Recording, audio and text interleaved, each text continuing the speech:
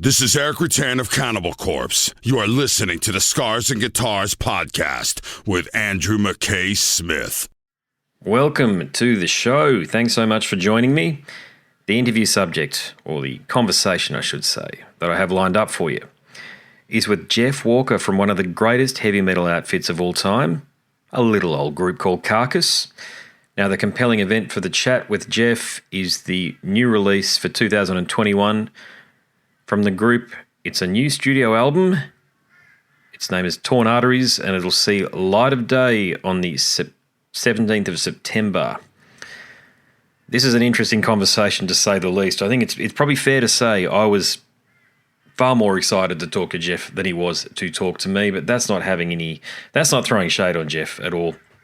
As he explains, doing these phonogrinds, these interview blocks, it's not really his thing, but I appreciate the fact that he was available and willing to go down the rabbit hole on so many topics that I bring up. So here he is, the one and only Jeff Walker from Carcass. Is that Andrew? It is. How you going? I'm good. Are you? Great, mate. Yeah, well, I've been looking forward to this chat. It must be said for, I don't know, how long has it been now? 30 years? Since you first... I look forward to disappointing you. I'm sure you're not going to do that, mate. But first of all, how the call's been going with the Australian media types, us indie journo types? Fine. But I'm getting to that point where I'm hating interviews. So. Okay. No, that's fine. I get it. Look, I've spoken to a bunch of your contemporaries through the years, and I know how it is. You do these grinds. They're called phonogrinds, right? And I mean, it's not really. I mean, but what I do find strange is like the promotion departments and labels think it's a great idea to give you whatever 5 interviews to do when you could easily do 1 a day. They'd be a lot more enjoyable than like being thrown under the bus and being expected to drag yourself out of bed and do 3 hours of interviews. In a row, Don't worry, I'm fine, mate. I'm really joking. It's all good. I get it. Interviews depend on who you're speaking to at the end of the day. How enjoyable depends on the conversation you have and how interesting the person you're talking to is. If someone's not interested in the band and they're asking the same boring, tedious questions, and obviously that's a bit of a drag, but Well, I tell you what, I'm going to drop you in it then because I plan on featuring you in my book. So I've written 1 volume already with Bill's in it, and I've spoken to him a couple of times actually, just doing this sort of stuff. But when it came up that, because I know how rare it is, I'm not going to say rare it is for you to do press, but it doesn't. I've been doing this about 5 or 6 years, and this is the first opportunity I've had. So that's because we don't release an album for 7 years. So. Yeah, but it's, look, sometimes, like with guys like Carl Willits too, it's a bit like that as well, but with Memoriam not reactivated, but with him reactivated in Memoriam with Scott Fairfax, there's more opportunities now to chat to, I'm not going to call you an elder statesman, I wouldn't do that to you, but you know what I'm saying. The music of our youth is what I'm talking about. The guys in Benediction, Paradise Lost, Cradle of Filth, but, the Stuart Anstis version of Cradle of Filth, even though I've spoken to Paul Allender too, all great guys. Napalm, Extreme Noise Terror, Anathema. This is the music that got us up out of bed when we hated school. You know what I'm talking about. Now it puts you to bed, puts you to sleep.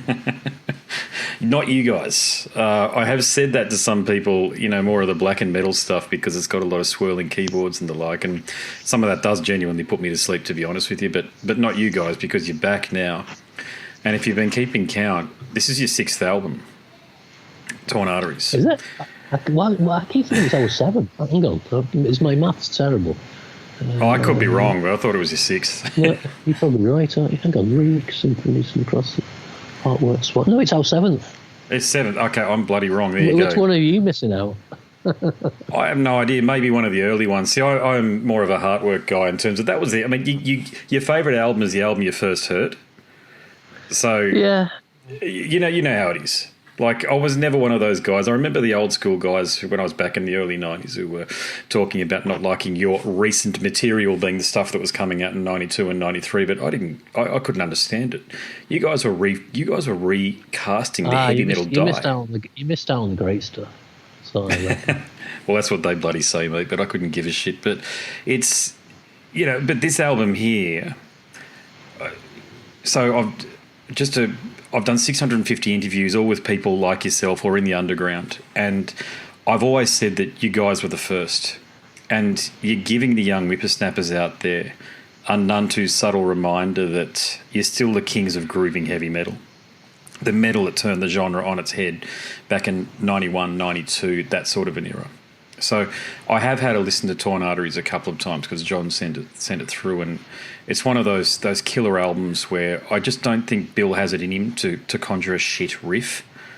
They're almighty again, but it's putting them all together on an album that just warms the cockle, so to speak. And look, you'd never know that the dear old Ken and Michael Amott were no longer in the band, and with the greatest of respect to Dan and Tom, such as the job that they are doing, fitting in with what the legacy that yourself. Well, Tom doesn't play on the album, so that's why. Oh, is that right? Okay, there you go. Mm-hmm. Oh, it's all it's all Bill. There you go. But okay, that's interesting. Okay, but look, overall though. Maybe you're our perfect demographic then. How old are you? I'm 43. Yeah. There you go. Then that's exactly our demographic. Yeah, I imagine it would be. We're not going to get any teenage kids getting into this album. I know that. So, but your generation's got more disposable income, so it makes more sense to chase after you guys than teenagers who don't buy records anyway. So. No, they don't. They listen to bloody Spotify, and that's about it. But I have plenty of them communicate with me that listen to my podcast, and they communicate with me a lot from your part of the world in Ireland as well, about some of the conversations I've had. So I think I'm turning a lot of the younger people onto the stuff that I would call my music, Carcass, My Dying Bride, etc. But look, I'll get back to the point because it's a hell of an album, and I've only listened to it half a dozen times or so. But yourself and Bill, you must be thrilled with how it's turned out. I've got to be honest, I'm not thrilled. I mean, I'm kind of indifferent. It is what it is. Maybe it's because it's been finished so long, Yeah. My feelings are it's a very strong Carcass album. I'm not here to say this is our best album and these are usual hyperbole bullshit that bands will say. All I can say is if someone likes Carcass, then or if they like the last album, and hopefully like Heartware, they should like this, So I think it's definitely Carcass, and I think it's a strong Carcass album. But I'm not that enthusiastic that I can say I'm thrilled. But I'm not sure I get thrilled about anything in my life, in all honesty. But you've just been around the block too often. I have to try and be objective about it. I'm happy it's finished. I'm happy it exists, because it can be quite arduous getting from pen to paper to the finished thing. It did take a long time to get there, and I'm glad it's coming out finally. But I mean, it wouldn't make any difference if we left it another year or another 5 years. I don't think it would age the album. It's we're not summing up the zeitgeist of any particular period, or I mean, it just sounds like Carcass, So I agree, but that's the beautiful thing, you see, because you're not trying to reinvent the wheel. You're keeping the legacy alive, and it's. I say this just with you being the voice of the band on the phone. Now, I always remember when I first heard you guys, because I got into the more grooving stuff, not the necrotic shit. That's all great stuff too, by the way. I love it nowadays too, but it wasn't what I first got into. But you guys were just modern Iron Maiden to me. And I think you had that impact on so many people of my generation. It depends which period are you talking the Blaze Bayley period? Definitely not. Definitely bloody not, that's for sure. Poor old Blaze, eh? I've talked about this a lot on the podcast, and just bloody Steve, mate. I don't know where he had his head at when he didn't tune down half a step so as though Blaze's baritone could actually do something in that band, because I can't listen to those two albums. I don't know about you, but Well, I've never been interested. I mean, but the 90s was a horrible decade anyway, so what can you say? Just talking about the 90s, because the band sort of, I don't know whether you'd say ran out of steam or whatever happened, but I mean, Swan Song's a great bloody album. I don't know how else to frame this, Jeff, but did it hurt the way that fans and some of the media types were just... Because I remember the reviews, they were stupid. Were you indifferent back then to the way people were just reacting to you guys because you guys were just doing your thing, or did it actually cut to the bone a bit? I really don't remember. I don't really remember being butthurt about anything. I think I was intelligent enough to see it coming. I mean, part of me thinks there's going to be some of that about this new album, in all honesty. That's my take on it. I think you just... I mean, the danger is if you... I mean, it's dangerous if you read your own reviews and you're asking for it, you know? So I try not to read our own reviews. I mean, see what's annoying is negativity doesn't bother me. You know, criticism doesn't bother me. It's just when it's wrong that it bothers me. But then a good review or praise bothers me when it's wrong as well. You know, I don't like either when it's incorrect. You know, getting like a positive review for all the wrong reasons is just as annoying as someone saying an album shit. So I think with Swan Song, looking back, I don't remember getting much feedback at the time. Maybe I wasn't paying attention. I mean, the album it does seem much maligned, but then there is quite a large cult following for the album. I think it's fine. I think every band's got to make and I say this loosely, every band's got to make a bad album. If you haven't made a bad album, then you're not a real band, you know. It's just what happens in your career, you know. So I don't know whether you guys have, though. I'm glad we made it no matter what the outcome was, you know. Yeah, I hear you, but as a fan, I don't know whether you guys have. I often use that. Look, there's a big jump between necroticism and Heartwork. There's no doubt about that. And it took me, I had to get into, I was a massive Morbid Angel head, so I had to sort of get through my whole Morbid Angel thing before I could, and I'm still there, to be honest with you, but before I could understand how to get into some of that earlier material that is just revered. I mean, I probably get, and I'm not shitting you here, Jeff, I probably get 2 or 3 albums a month that sound like Symphonies of Sickness and Reek of Putrefaction. And these are new albums, by the way, or from all over the world. That's why I always find funny that when people whinge that they wish we'd go back to that style, and I'm thinking, there's been 30 years of bands emulating that style. Go and listen to them. And they're doing it so much better anyway. What would be the point in us attempting? And we couldn't falsify doing that anyway, so...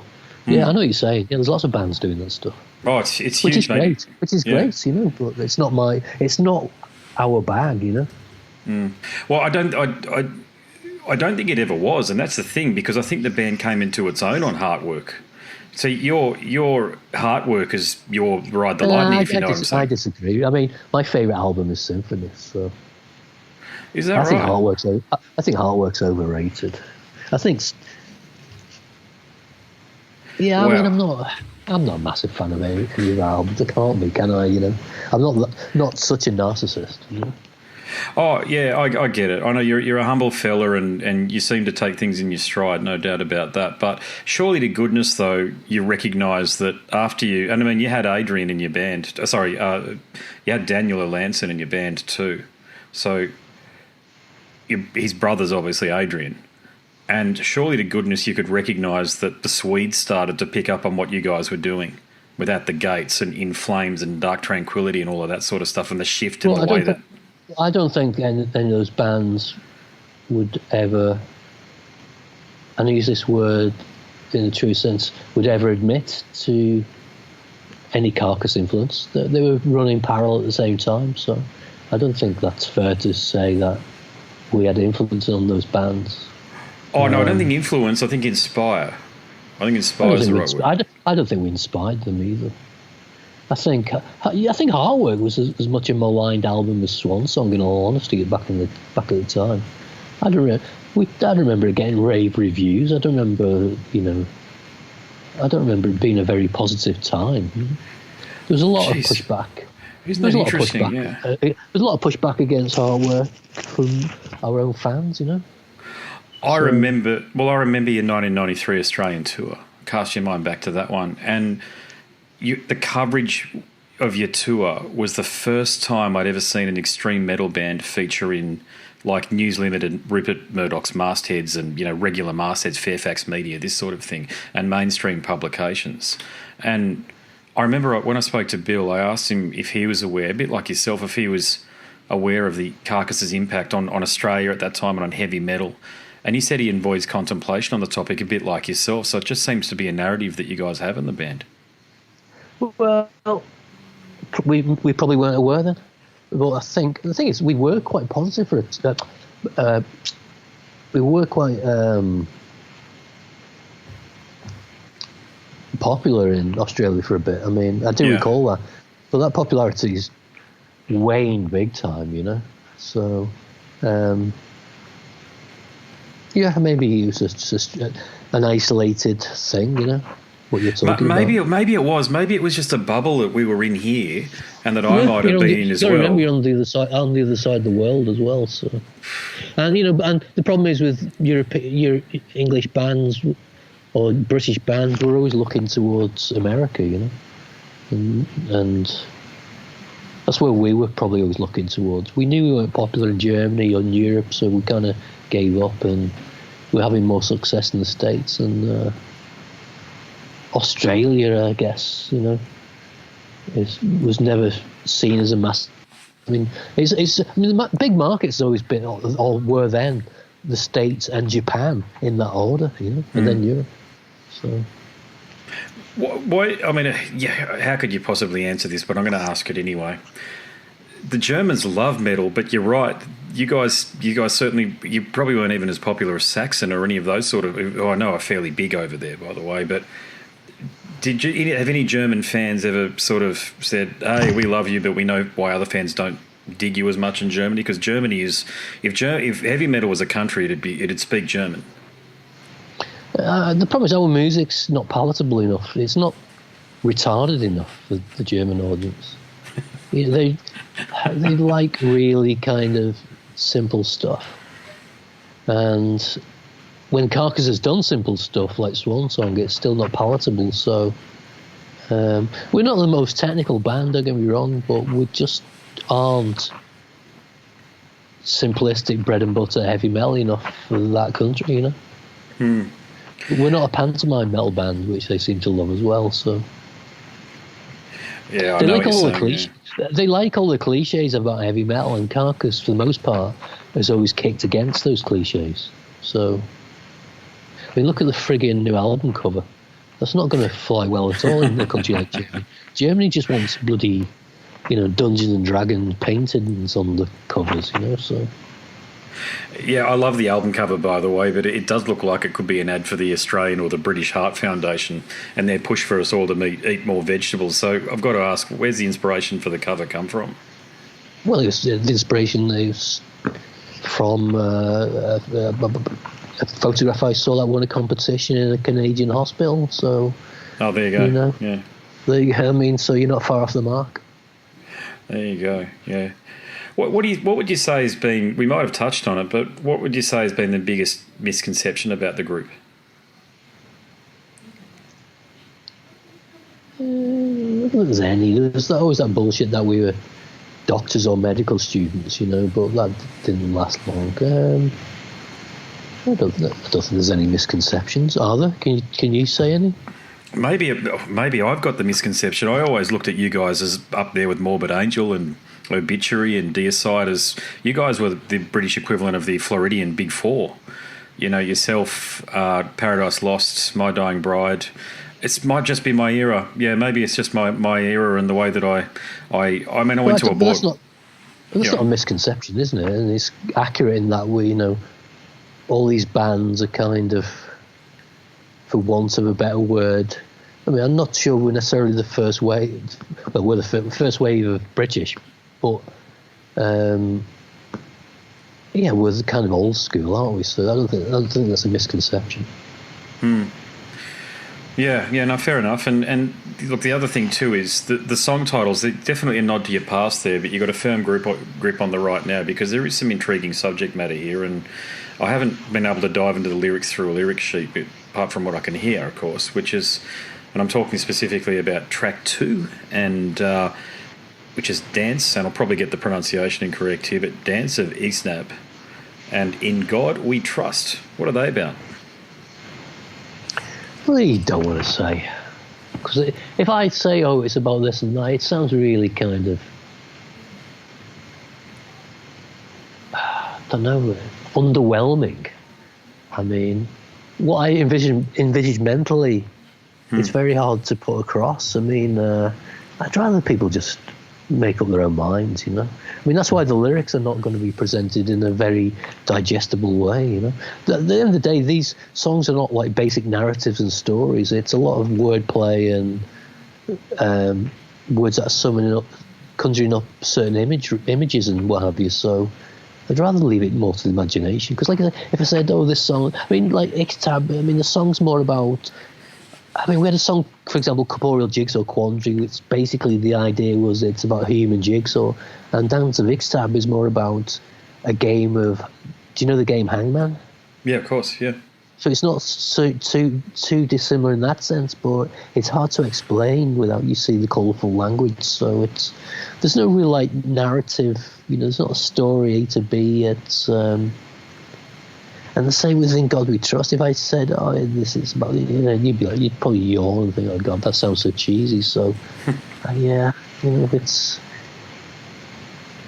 I've spent so many years with people haven't even bothered asking about the lyrics that I really don't care anymore about having to explain them, because no one's ever shown that much interest. And when I wanted to talk about them, people were interested, and now people want to talk about them, I'm not interested. So maybe 20 years, 30 years too late, you know. No, but seriously, I'd rather let people, when they get the album, if they buy the album, they're going to see the lyrics there, but they're not constructed in a form that you're going to be able to decipher them easily. So I'd rather people just listen to the album and work it out for themselves, literally. Like, I mean, some people listen to music and are interested in the lyrics, and I know that, and that's probably in metal or whatever, probably like 90% of the people. Yeah, so, you're right. But the 10% who are interested, then I'd rather let them work things out for themselves. If they've got the intelligence to be interested in the first place, then it'll give more longevity to the album, and it'll give people more interest. If they sit there with a lyric sheet and take it in. And I think my enunciation on the recording is, for the most part, pretty good. So I think people are going to be able to work this out for themselves. Yeah. Your vocal does really tear out of the speaker. It did on the last album as well, Surgical Steel. But I love what you've done this time around, because I'm getting older, and look, what I'm saying is we're both getting older, and it's harder to do this sort of stuff. So, I mean, what you've produced here, is this something that you feel comfortable going out on the road if that ever bloody does happen with the way the world is at the moment, and being able to sort of conjure? Yeah, and it's easy. A few drinks and off you go. Hey, do you still talk to Nick Barker? Yeah, but I've not seen him around for a while. I mean, I'm not on bad terms with him or anything, but trying to think the last time I bumped into him, it was I played a gig with Brujeria in Paris maybe 2 years ago. I mean, I can't remember what happened. Shane must have been somewhere else, so I had to fill in for him. So that's probably the last time I saw Nick face to face. So everything's cool, it's fine. We had a good laugh. Yeah, he told me I don't know whether I'd say a funny story, because I think Nick might feel differently about it, but there was the potential for him to join the band, and he told me that you were worried. No, not really. That's a misconception. It was something that was kind of played around with as a thought, in the same way as Adrian. I mean, lots of people have been considered. I mean, Gary Holt almost theoretically could have been in this band, you know. These are things that like never got past, you know, the first thought, Have you thought of writing a book, Jeff? No, I mean, it's something I might have considered when I was younger. It's not something good. I don't think I'd be capable, no. Oh, you wouldn't write it. You get a ghostwriter. And a book about what? I'm not interested in writing about I don't think the Carcass story is interesting. I don't think my life story is that interesting. So, imagine the tour stories that you must have from the early 90s when you were touring with guys like Ralph and Santola and Chuck Schuldina and the like. I can't think of any interesting story to do with Ralph. The Death Tour is kind of quite interesting, but nothing worth writing a book about. It wasn't nothing, honestly. Not that rock. It was more rock and roll when I worked in an office than touring in a bloody death metal band. I'll tell you that. that might make a book. A decade I spent in the civil service, but not playing in this band. More shit happened in that office than happened on tour. Just a lot. Yeah, I've worked in offices most of my life, so I know what you're talking about. There's all sorts of weird shit that goes on when you're in offices. More drama, more drugs, and more married people fucking each other than like. That is true. That is so true. I'll never forget my wife and I. We went to the rugby one day, and we walked into the office because we left our bags in there, and we walked in there and we heard two a guy and a girl, married in their own way, but doing each other on the floor, and we had to sort of step around them. That was an interesting event. Shit happens like that. It's normal life in Australia, isn't it? Oh well, it's only happened once, so I mean, you're not looking in the right places. Apparently not. No, well, these days you can't bloody get out anymore anyway. So I've been working from home for ages. It's I think by tomorrow is the first time I can actually leave and go and pick up my work laptop, the new one that I've got. So I look forward to that. Wow. It'll feel like Christmas for you. Exciting, yeah. Mate, I'm trying to think of something interesting to ask you as the last question, but I don't know whether I've got anything that's going to send us out with a bang. So is there anything you want to talk about or anything you want to mention? No, I'm good, I think. I think I just need another cup of tea to wake up. Well, I hope I haven't bored you. I mean, you can tell I'm a fan, and, if ever you change your mind about writing your book, I'm a ghostwriter. I'm not pitching my services. I'm simply saying I'm here if ever you want to chat to someone about it. Well, when I'm dead, then you can write a story about me, because then I'll be a ghost, okay? Well, actually, I will ask you this, because I want to put you in my next book based on this conversation here. So are you cool with that? Yeah, fine.